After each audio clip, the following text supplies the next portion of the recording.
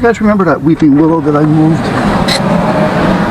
And I was really being careful with it. It was a small one, you know, it was, I don't know, 7 feet high maybe. But, let me plug in. But anyway, I mean, I put a cloth around it, I put a rope around it, I did it because I didn't want to ruin the bark.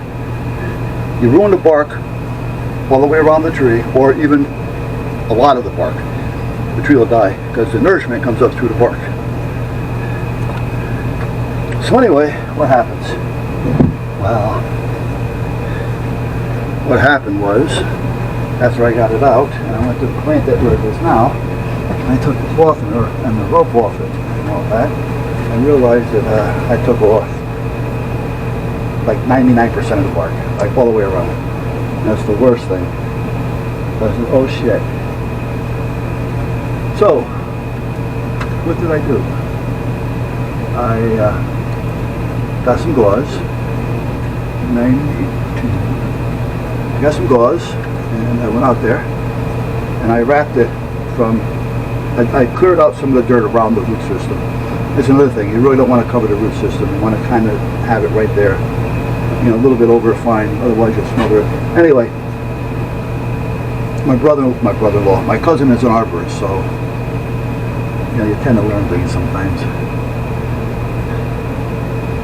So anyhow, cleared it out with some of the dirt, brought the gauze wrap, you know, up and around, and I kind of covered it so it's going to get earth nourishments. And then I wrapped it around the tree, not heavy, not tight, but tight enough where it was going to stay. And I wrapped it all the way around and up past the spot and above. And then I went in the house and got the coffee grounds. We use coffee grounds for the plants, for fertilizer and things. Sometimes even some eggshells. You know, you grind them up, let them sit in a gallon of water for a while, and give them all a little cup of water with the eggshells. But meanwhile, I took the coffee grounds out and I rubbed them all into that gauze wrap. I took another gauze wrap and I stuck it inside the coffee grounds, which also had some coffee in there, so it was loose enough. And that all absorbed, and I wrapped it all up again. Again, loose, but tight enough to hold. Then I watered it down, and then every day I would drown the shit out of the root system with water and coffee grounds. The next thing you know, it started coming back. So now we have leaves on it again. Now this is a tree that looked dead. It really did.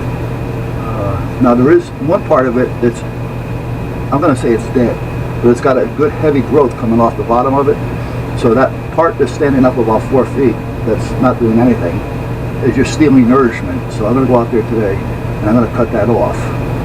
And the growth coming off the bottom, which is probably about 6 feet tall, with leaves, we'll leave that there. And this here way it'll start getting most of what it needs. Because that's got a good bark on it all the way up. Yeah. Alright, so let's see. Let's go to Amazon for a minute. See what they're going to ask for hydraulics before I check out the tripod.